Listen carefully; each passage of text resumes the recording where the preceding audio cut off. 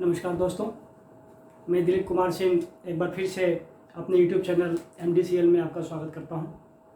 दोस्तों, जैसा कि मैंने आपसे वादा किया था कि मैं आपको जनरल कंपटीशन के लिए मैथ्स पढ़ाऊंगा, तो उस कड़ी में आज हम लोग मैथ्स का पहला वीडियो करेंगे जिसमें परिचय होगा, इंट्रोडक्शन। जनरल कंपटीशन के लिए मैथ्स क्या है, उसका सिलेबस क्या है, किस तरीके से मैथ्स पढ़ना चाहिए। यूँ कहें तो दोस्तों, मैथ्स एक ऐसा सब्जेक्ट है, एक ऐसा विषय है कि यह हमारे जीवन के हर मोड़ पर, हर क्षेत्र में है। मैथ्स के बिना तो कुछ संभव ही नहीं है। मैथ्स सब कुछ है। और जैसा कि मैंने पिछले वीडियो में, इंग्लिश वाले वीडियो में कहा था कि मैथ्स जो है हमारे ज्ञान को बढ़ा देता है। मैथ्स हमारे दिमाग को चलाना सिखा देता है। एक बार मैथ्स के नियम पता चल गए ना, जो फंडामेंटल रूल्स हैं वो मालूम चल गए और समझ में आने लगा, तो इससे बढ़िया सब्जेक्ट इस ब्रह्मांड में, इस संसार में नहीं है। दोस्तों, मैथमेटिक्स, जिसको हिंदी भाषी लोग गणित कहते हैं, थोड़ी सी उसकी चर्चा कर लें। ये मैथमेटिक्स शब्द जो है ये ग्रीक भाषा के मैथमा शब्द से आया है।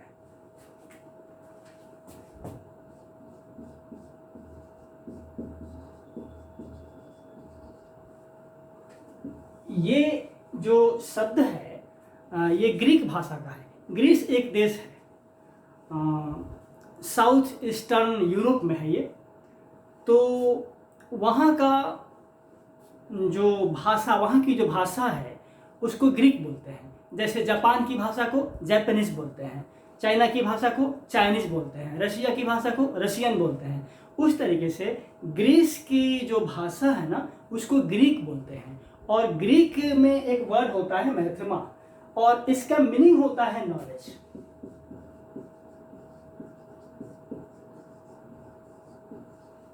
हिंदी में क्या कहते हैं हम लोग? ज्ञान कहते हैं, नॉलेज।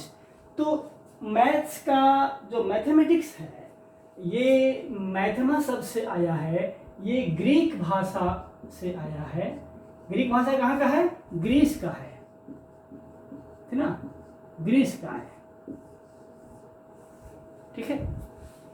तो यूरोप का कंट्री है, इसकी राजधानी एथेंस है, वहाँ ओलंपिक हुआ था। तो बच्चों, मैथ्स का मतलब ही होता है, मैथमेटिक्स को ही हम शॉर्ट फॉर्म में मैथ्स बोलते हैं, MATHS डॉट। मैथ नहीं, कुछ लोग जो हैं मैथ लिख देते हैं, मैथ नहीं, मैथ्स। तो इसका, मैथमेटिक्स का मतलब ही होता है नॉलेज, ज्ञान। और वैसा सब्जेक्ट जिसका मीनिंग ही ज्ञान है, समझिए कितना इम्पोर्टेंट होगा और बहुत मज़ेदार है। मैथ्स जो है ना, मैं कहूँ कि एक जादू है, एक मैजिक है। और जिन लोगों को मैथ्स आता है वे अपने जीवन का कोई भी काम बहुत सटीक तरीके से कर सकते हैं, क्योंकि उससे एक्यूरेसी आती है। जो आप प्लानिंग बनाते हैं ना अपने जीवन में, उसमें भी बहुत काम आता है। जो स्ट्रेटजी बनाते हैं उसमें भी बहुत काम आता है।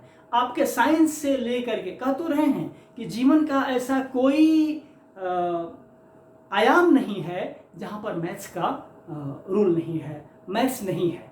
और आजकल के दौर में जो आर्थिक युग चल रहा है उसमें तो मैथ्स का कहना ही नहीं है। प्रॉफिट एंड लॉस हर आदमी समझता है।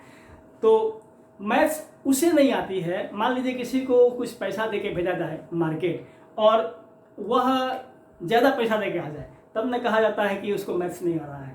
तो मैथ्स एक ऐसा सब्जेक्ट है जो सबको आती है, सबको आता है और बहुत मज़ेदार है। इसके रूल्स यदि समझ में आ जाए, जो नियम हैं ये समझ में आ जाए, तो प्रैक्टिकल है ये सब्जेक्ट, प्रैक्टिकल है। इसमें कुछ भी याद नहीं करना है, ये लॉजिकल है।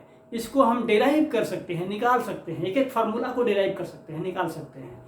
अब जैसा कि मैंने बताया कि ये इसका मैथमा शब्द है, ये ग्रीस में ग्रीक भाषा है, वहाँ के भाषा से लिया गया है। इसका मीनिंग ही होता है नॉलेज।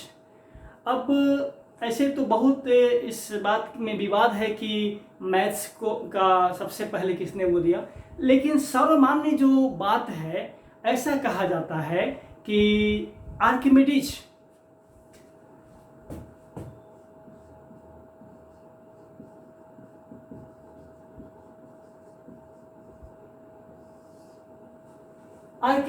को फादर ऑफ मैथ्स कहा जाता है। मतलब हिंदी में कहें, जो हिंदी भाषा में लोग कहते हैं गणित का जनक, फादर ऑफ मैथ्स, इसी को कहा जाता है। यह आर्किमिडीज आपके इटली का रहने वाला था। इसकी राष्ट्रीयता जो थी यूनान की ही थी। तो आर्किमिडीज जो है इसका वो किया था, प्रतिपादन किया था, उसी को फादर ऑफ मैथ्स कहा जाता है। और इसके अनुसार मैथ्स में हम लोग जिन चीज़ों का अध्ययन करते हैं उसमें है क्वांटिटी,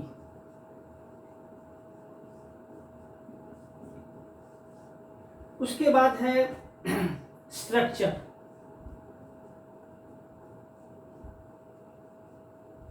उसके बाद है स्पेस और चेंज है। क्वांटिटी में हम लोग नंबर थियरी को देखते हैं,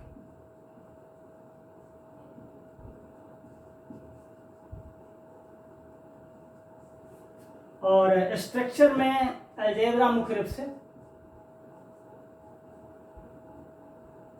फिर स्पेस की कहें तो इसमें ज्योमेट्री,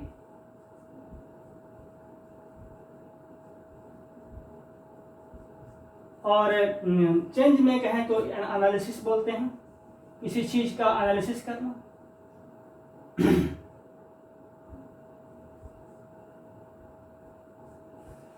तो आर्किमिडीज के अनुसार मैथ्स क्या है? Maths is the study of quantities, structure, space and change. Quantities की बात करें तो यहाँ नंबर थियरी है, संख्या का जो सिद्धांत है वो है क्वांटिटी में। इसको हिंदी में कहें तो परिमाण कहते हैं। और स्ट्रक्चर है, ये अलजेब्रा में है, इसको बीजगणित कहते हैं। स्ट्रक्चर का अध्ययन करते हैं, उसमें संरचना की, बनावट की। और स्पेस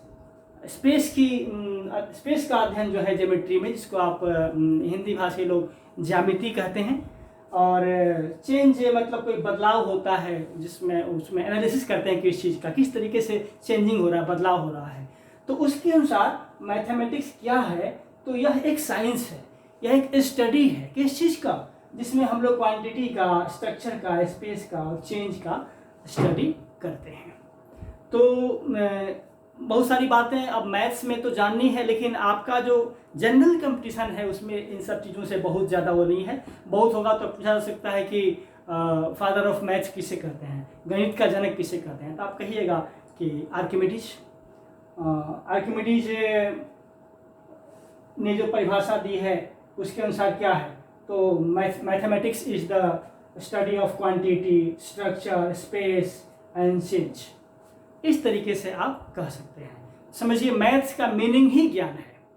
अब हम लोग बात करेंगे कि जो जनरल कंपटीशन है उसमें मैथ्स में जो सिलेबस है वो क्या क्या है, कैसे हम लोग देखेंगे। दोस्तों, मैं बता दूं आपको जनरल कंपटीशन के बारे में कि वहाँ बहुत स्मार्ट तरीके से काम करना होता है। मैथमेटिक्स का क्वेश्चन बनना इम्पॉर्टेंट नहीं है, कितना जल्दी बन जा रहा है वो इम्पॉर्टेंट है। समय कम होता है, लिमिटेड टाइम होता है, और उस लिमिटेड टाइम में बहुत सारे क्वेश्चंस करने होते हैं। तो उसके लिए आपको बहुत प्रैक्टिस की आवश्यकता होती है। और ज़्यादा ट्रिक्स की मैं बात नहीं करूँगा, ज़्यादा फार्मूला की बात नहीं करूँगा, क्योंकि बाई द वे भूल गए तो फिर गड़बड़ हो जाएगा। इस दिमाग को डेवलप करना है कि कैसे बुद्धि चलाएं, बुद्धि चला करके हम लोग मैथ्स को कैसे सीख लें। और बिहार की मिट्टी में मैथ्स है, आप जानते हैं। तो फिर मैथ्स तो यहाँ के लिए वरदान है, यहाँ एक से एक मैथ्स के विद्वान लोग हुए हैं। तो हम लोग जो जनरल कंपटीशन की तैयारी कर रहे हैं, ऐसे तो जो मतलब जीरो से सीख रहा है, मैंने कहा था ना कि इंग्लिश में ABCD से पढ़ाऊंगा और मैथमेटिक्स मैं जीरो से पढ़ाऊंगा, 0 1 2 3। सबसे पहले ये गिनती लिखने आएगा, उसके बाद मैं उनको जोड़, घटाव, गुणा, भाग, भिन्न, दशमलव, ये सारी चीज़ें स्टेप बाय स्टेप पढ़ाऊंगा, जिससे कोई भी लर्नर, कोई भी व्यक्ति, बल्कि मैं तो कहूँ कि गधा भी मैथ सीख सकता है। अब मेरा मतलब गधा का किसी व्यक्ति का अपमान नहीं है, मीन्स कि कोई भी व्यक्ति मैथ सीख सकता है। और भाषा की बात करूं तो मुझे सबसे आसान भाषा जो लगती है वो इंग्लिश है, क्योंकि इंग्लिश हमारी हिंदी से भी आसान है।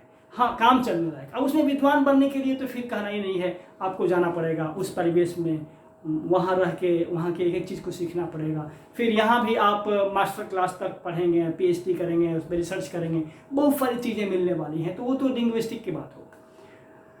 तो मेरे कहने का मतलब ये है कि जो हम लोग जनरल कंपटीशन की तैयारी करेंगे उसमें हम लोग मैथ्स के अंतर्गत क्या क्या पढ़ेंगे उसको देखा जाए।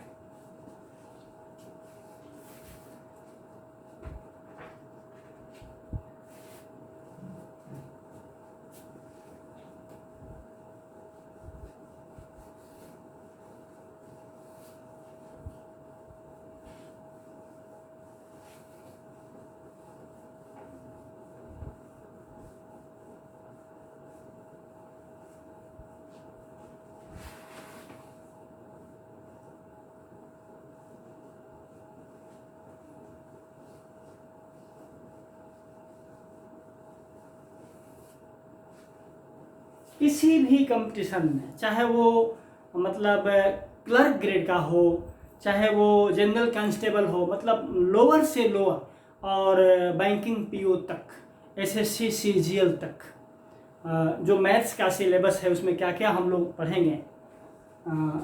सबसे पहले नंबर सिस्टम।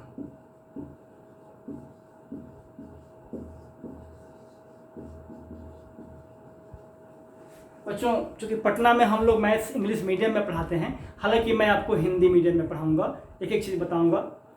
नंबर सिस्टम को हिंदी में कहें तो संख्या पद्धति कहते हैं। अब इस नंबर सिस्टम कहने के लिए एक चैप्टर है, लेकिन ये बहुत बड़ा चैप्टर है, इसमें बहुत सारी चीज़ें हैं। नंबर सिस्टम को बढ़िया से पढ़ा जाए तो अकेले नंबर सिस्टम में आपको 2 से 3 महीना लग जाएगा, लेकिन हम लोग अपने काम चलने लायक पढ़ेंगे ताकि हम किसी भी जनरल कंपटीशन में मैथ्स इसका बना सकें। हालांकि पैटर्न चेंज होते रहता है, लेकिन नंबर सिस्टम ऐसा चीज़ है कि इससे क्वेश्चन कम भी आए, बाय द वे ना भी आए, ना आने का तो सवाल ही नहीं बनता है, लेकिन कम भी आए तो इसका एप्लीकेशन हर जगह है। ये एक बार सीख लेने के बाद मज़ा आता है।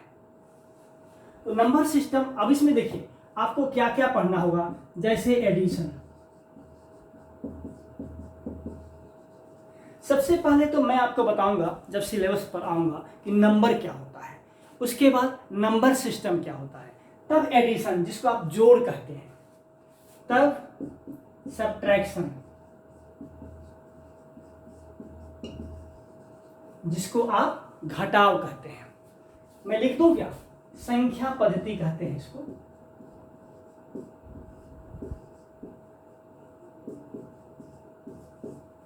इसको जोड़ कहते हैं, इसको घटाव कहते हैं। उसके बाद आप देखेंगे मल्टीप्लिकेशन,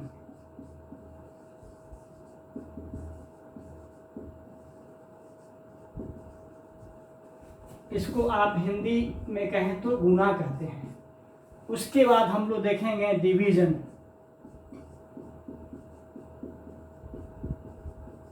जिसको हम हिंदी में भाग कहते हैं। तो ये तो बेसिक संक्रियाएं हैं, जो मूल संक्रियाएं हैं, मूल मतलब बेसिक ऑपरेशंस हैं, जोड़ना, घटाना, गुणा करना, भाग देना।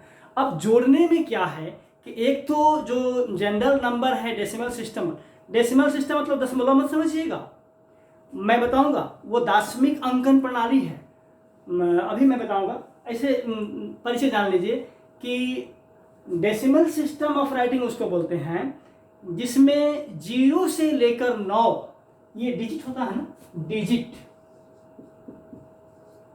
जिसको हिंदी में आप अंक कहते हैं। डिजिट कहां से कहां होते हैं, 0 से लेकर 9 तक, जिसमें क्या क्या आता है, 0, 1, 2, 3, 4, 5, 6, 7, 8, 9, ये 10 डिजिट्स होते हैं।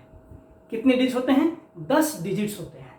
तो जिस सिस्टम में, जिस पद्धति में 0 से लेकर 9 तक के अंकों का प्रयोग करके संख्याएं लिखी जाती हैं, उसे हम डेसिमल सिस्टम ऑफ राइटिंग कहते हैं, जिसको हिंदी में आप दाशमिक अंकन प्रणाली कहते हैं, और इसको हम Hindu Arabic system of writing भी कहते हैं। मैं आगे आऊँगा तो बताऊँगा कि Hindu Arabic system of writing क्या है, इंटरनेशनल सिस्टम ऑफ राइटिंग क्या है, उसमें कैसे हम नंबर्स को लिखते हैं। एक एक चीज़ मैं बताने वाला हूँ बेसिक से। मैंने कहा था ना कि 0 से पढ़ाऊँगा, और इंग्लिश ABCD से, मैथ्स 0 से। ये मेरा 2 प्रिय सब्जेक्ट है, ठीक ना। तो ये हम लोग देख लेंगे। अब मैं बता रहा कि जोड़ में, एक तो संख्याओं को जोड़ना, नॉर्मल जो डेसिमल सिस्टम में जो 0 से लेकर 9 तक के अंकों का प्रयोग करके जो संख्याएं लिखी जाती हैं उनको जोड़ना। दूसरा, दशमलव में जो संख्याएं होती हैं उनको जोड़ना। उसमें मैं सिखाऊंगा कि लाइक डेसिमल क्या होता है, अनलाइक डेसिमल क्या होता है, मतलब एक तरह का। जैसे मैं एक बात कहूँ कि 2 गाय और 2 भैंस दोनों को जोड़ेंगे तो कितना होगा, तो आप क्या कहेंगे? 4 गाय, क्या 4 भैंस? नहीं ना, क्योंकि दोनों की जाति अलग अलग है। ये गाय है, ये भैंस है। तो उसी तरीके से हम आएंगे तो बताएंगे like decimal, unlike decimal. Like decimal और अनलाइक डेसिमल जब भी जोड़ना होगा, मैं बताऊंगा हिंदी में भी, तो उसमें क्या है कि पहले दोनों का रूप एक कर लेना होगा, तब जोड़ने में घटाने में आपको सहूलियत होगी, और वही नियम है। तो दशमलव का जोड़ होगा, फिर भिन्न आएगा जिसको फ्रैक्शन कहते हैं, तो भिन्न का जोड़ होगा, ठीक ना। इस तरीके से हम लोग ये जोड़ेंगे। फिर घटाव की वही बात है, नॉर्मल जो 0 से लेकर 9 तक डेसिमल सिस्टम में जो नंबर्स लिखे जाते हैं उनको, फिर डेसिमल वाला, फिर फ्रैक्शन वाला। मल्टीप्लिकेशन, इसमें कुछ मैं बताऊंगा कि जोड़, घटाव, गुणा, भाग में कैसे दिमाग लगाएंगे तो हम आसानी से जोड़ सकते हैं। थोड़ा सा दिमाग, उसके लिए संख्याओं के प्लेस वैल्यू को देखना होगा, उसका जो स्थान, क्या बोलते हैं उसको, स्थानीय मान हिंदी में बोलते हैं, ठीक ना, उसको देखना होगा। से इकाई के स्थान पर है, दहाई के स्थान पर है, सैकड़ा के स्थान पर है। तो अब आगे पीछे करके, क्योंकि मैथ्स बड़ा लॉजिकल है, एक स्टेप आगे बढ़ेंगे और एक में 2 नंबर्स हैं। अब उसमें मान लीजिए आपको दोनों को जोड़ना है, तो एक में थोड़ा सा बढ़ा दें, दूसरे में घटा दें, कोई फर्क नहीं पड़ेगा। तो लॉजिकल है, मैं बताऊंगा, एक नियम इसका बताऊंगा। तो उसमें हम लोग जोड़ घटाव में थोड़ी बुद्धि का प्रयोग करें तो कोई भी जोड़ मौखिक रूप से आसानी से हम लोग कर सकते हैं, ठीक ना। अब फिर डिजिट्स का है। अब डिजिट में हम कहते हैं आपको कि 7 और 8 कितना होता है, फिर अब गिनना शुरू करते हैं, 7, 8, 9, 10, 11, 12, 13, 14, 15। ऐसे नहीं, आपको याद कर जाना होगा। एक डिजिट का दूसरे डिजिट, एक अंक का दूसरे अंक से जोड़ने में क्या रिजल्ट आएगा, उसका मतलब क्या रिजल्ट आएगा, क्या परिणाम आएगा, वो आपको याद करना होगा। 7, 8, 15, 9, 7, 16, ठीक ना, 6, 8, 14, ऐसे याद कर देना होगा। उसके बाद मैं बताऊंगा। तो ये रहा आपका जोड़ घटा, मल्टीप्लिकेशन, गुना। उसी तरीके से गुना भी इसमें है। अब गुना का कुछ मैं बहुत अच्छा आसान ट्रिक बताऊंगा। ये एडिशन और सब्ट्रैक्शन में तो बहुत कुछ ट्रिक्स नहीं है, लेकिन गुना में है और भाग में भी है, तो मैं उसका ट्रिक बताऊंगा। तो ये हो गया। उसके बाद ये 4 चीजों के बाद और क्या आएगा,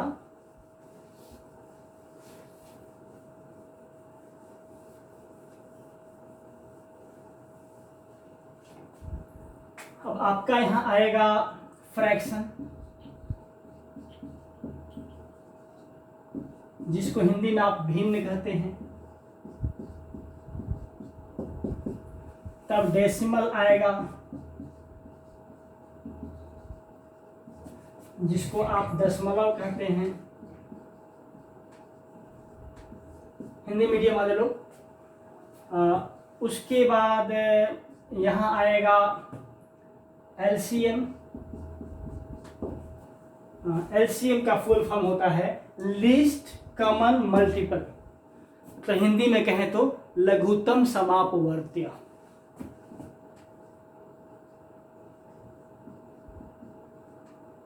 लघुत्तम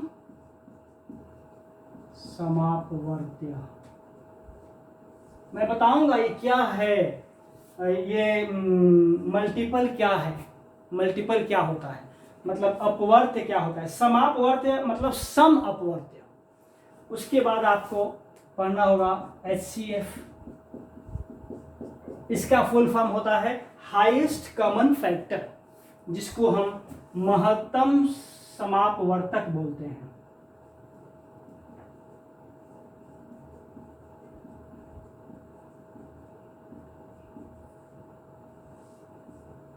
महत्तम समापवर्तक, यहाँ अपवर्त्य है, यहाँ अपवर्तक है। मैं बताऊंगा कि मल्टीपल में और फैक्टर में क्या फर्क है, जब मैं वहां आऊंगा तो बताऊंगा। उसके बाद सॉरी, ये G होगा, ये H होगा ना। उसके बाद आपको पढ़ना होगा सिंप्लीफिकेशन, जिसको सरलीकरण कहते हैं।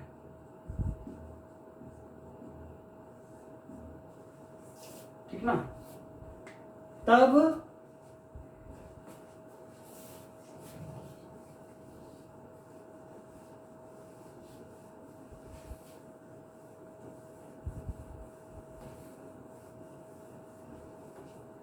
अब आइए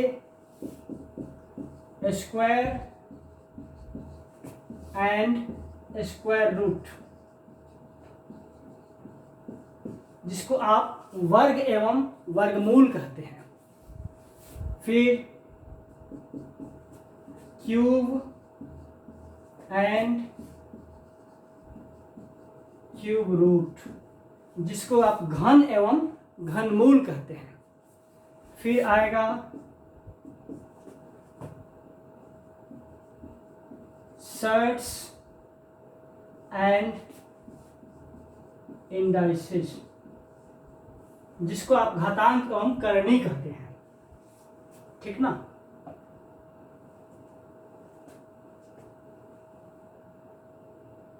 तो इस तरीके से बहुत सारे नंबर सिस्टम में चैप्टर जो है आपके आने वाले हैं। अब इसके बाद हम लोग नंबर सिस्टम बढ़िया से देख लेंगे, तो हम लोग क्या पढ़ेंगे इसको देखिए।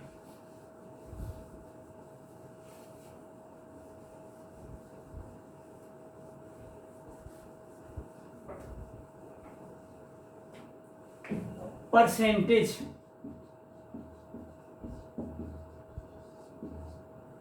जिसको हिंदी में कहते हैं प्रतिशतता।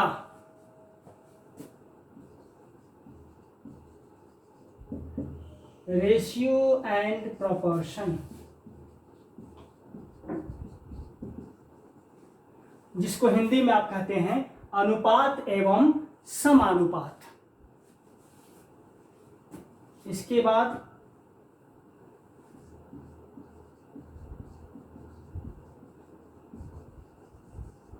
पार्टनरशिप। एक्चुअली यह अंक गणित का अर्थमेटिक का पार्ट है। नंबर सिस्टम हुआ या परसेंटेज हुआ, रेशियो प्रोपोर्शन हुआ, पार्टनरशिप, जिसको हिंदी में आप साझेदारी कहते हैं।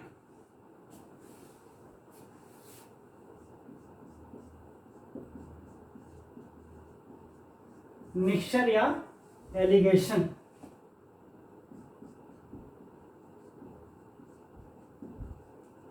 जिसको हम मिश्रण बोलते हैं।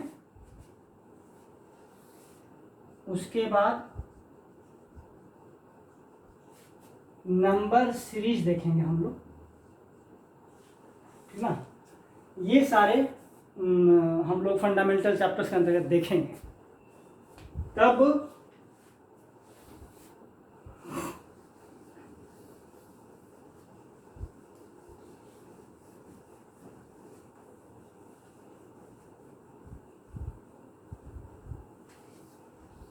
उसके बाद प्रॉफिट एंड लॉस, लाभ एवं हानि, simple interest,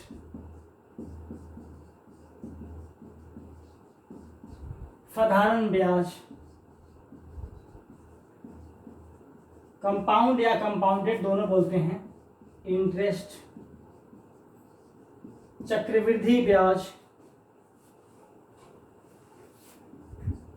time and distance,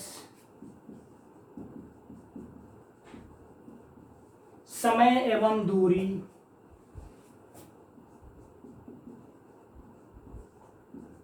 time and work, मतलब काम एवं समय, समय एवं काम।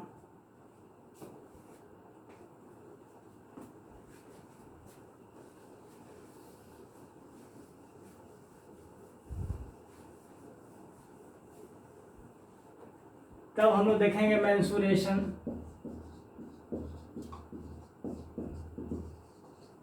इसको हिंदी में क्षेत्रमिति कहते हैं।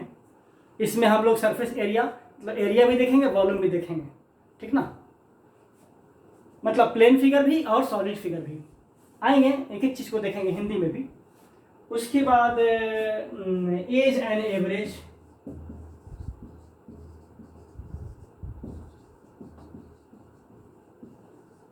उम्र एवं औसत, ये देखेंगे।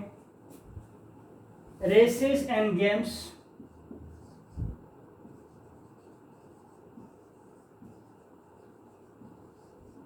ये दौड़ है और खेल कूद है, उससे संबंधित क्वेश्चन आते हैं।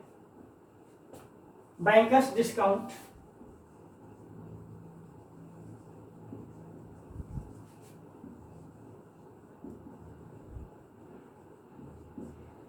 है ना। बैंकर्स जो बट्टा होता है उसको देखेंगे।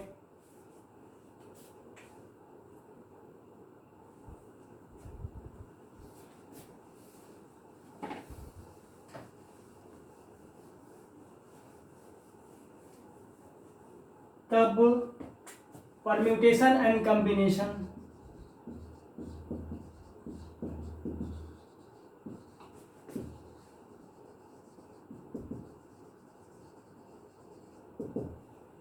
इसको हम लोग देखेंगे। इसके बाद है probability,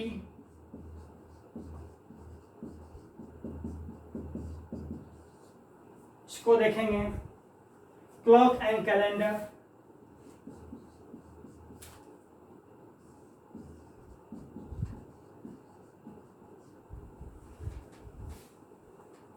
logarithm and functions,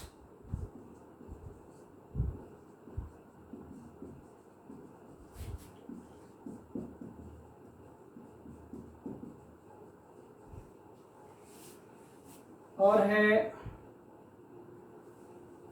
progression algebra में।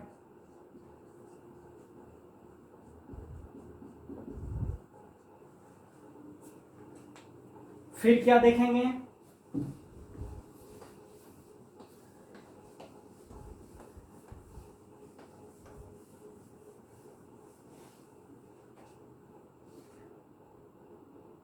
ट्रिगो से हाइट एंड डिस्टेंस देखेंगे।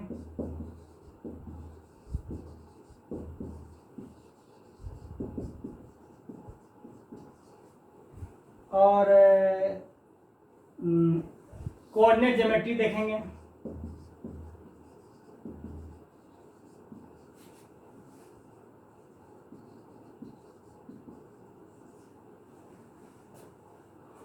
अब यहां तक तो नॉर्मल चलेगा सबके लिए, लेकिन इसके बाद हम लोग बाइफरकेट करते हैं, बैंकिंग पार्ट अलग और एसएससी पार्ट अलग। तो बैंकिंग पार्ट पहले बता रहे हैं।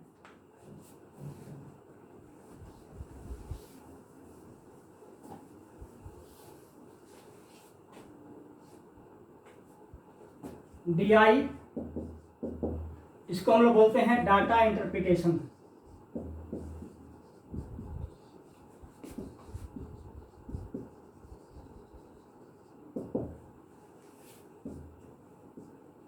उसके बाद डीएस होता है, इसको हम बोलते हैं डाटा सफिशिएंसी।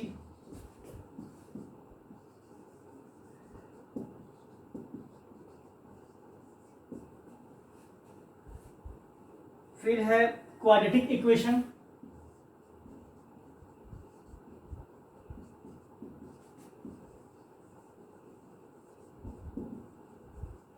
जिसको आप हिंदी में कहते हैं द्विघात समीकरण। फिर है अप्रॉक्सीमेट वैल्यू,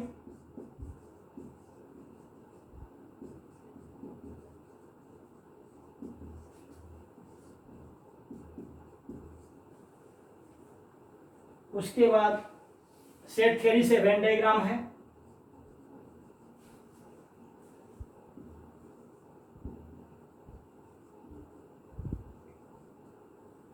ये बैंकिंग का पार्ट है। एसएससी का पार्ट देखते हैं।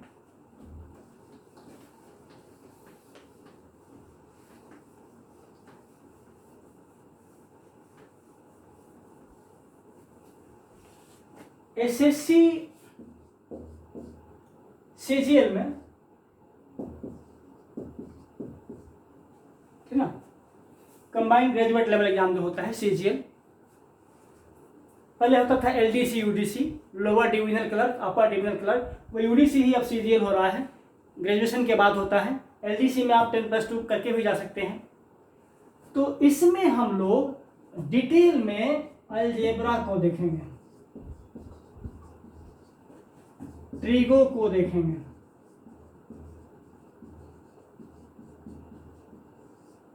कोऑर्डिनेट ज्योमेट्री देखेंगे,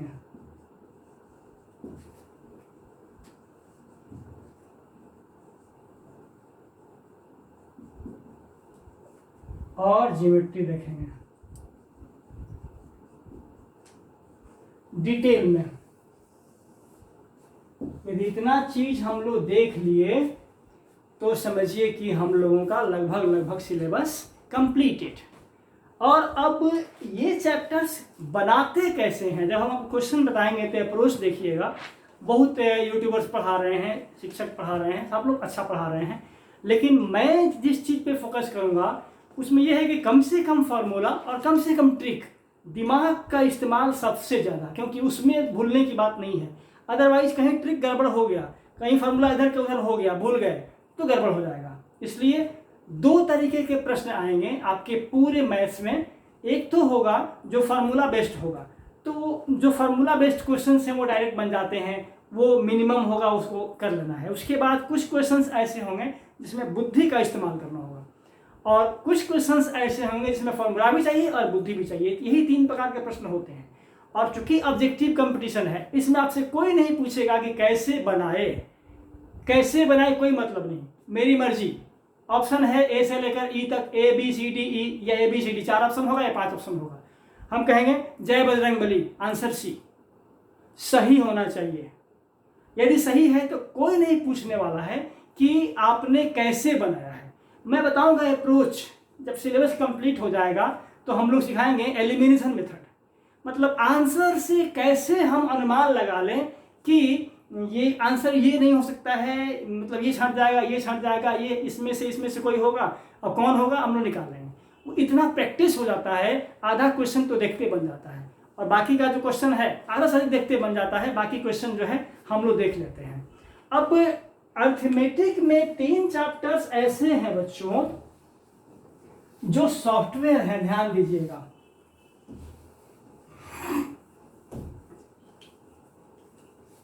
मैं एक एक चीज को पढ़ाने वाला हूं, घबराना नहीं है। एक एक चीज को जीरो से, सॉफ्टवेयर की बात कर रहे हैं। जैसे कंप्यूटर बिना सॉफ्टवेयर का अधूरा होता है ना, उस तरीके से मेरी समझ से जो मेरा पढ़ाने का तरीका है, उसमें अर्थमेटिक का 3 ऐसा चैप्टर है जिसको ढंग से पढ़ लिया ना तो वो सॉफ्टवेयर है। और लगभग through out mathematics, through out your syllabus, मतलब जितना आपका सिलेबस है कहीं ना कहीं उसका एप्लीकेशन है दिमाग लगाने में। तो उसमें पहला सॉफ्टवेयर हमारा है परसेंटेज।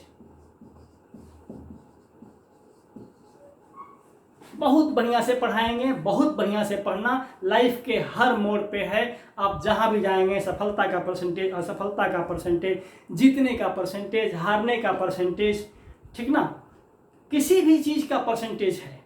आप जाएंगे तो इतना % छूट, इतना %, बहुत सारा चीज़ कहाँ नहीं है। मार्क्स लाएंगे, इतना % मार्क्स आया है, तो एक एक चीज़ है। ये सॉफ्टवेयर है, इसको चैप्टर समझने की गलती मत करिएगा। ये बढ़िया समझ में आ गया तो पूरे मैथ्स में या दिमाग चलाने में आपकी मदद करेगा। दूसरा सॉफ्टवेयर मेरा सॉफ्टवेयर, ये मेरा इसलिए कि मैं समझता हूँ कि इसमें कमांड हो गया तो मजा आ गया। दूसरा है इसका रेशियो एंड प्रोपोर्शन। हम एंड ऐसे लिख दिए, कोई दिक्कत नहीं, आप समझिए कि एंड ही है।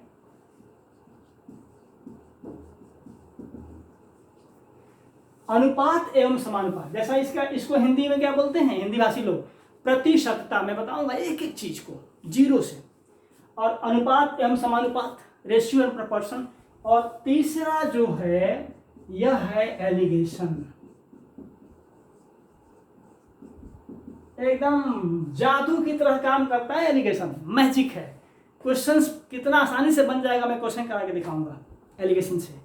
तो ये रहा, ये 3 सॉफ्टवेयर, ये मेरा सॉफ्टवेयर समझिएगा, मेरे पढ़ाने का अपना तरीका है। तो ये बढ़िया समझ में आ गया अरिथमेटिक में, तो throughout your syllabus this will play a very important role. ये आपके बहुत काम का है, इसलिए इसको इग्नोर नहीं करना है। और आज सिलेबस ही देखना था। आज की वीडियो में इतना ही।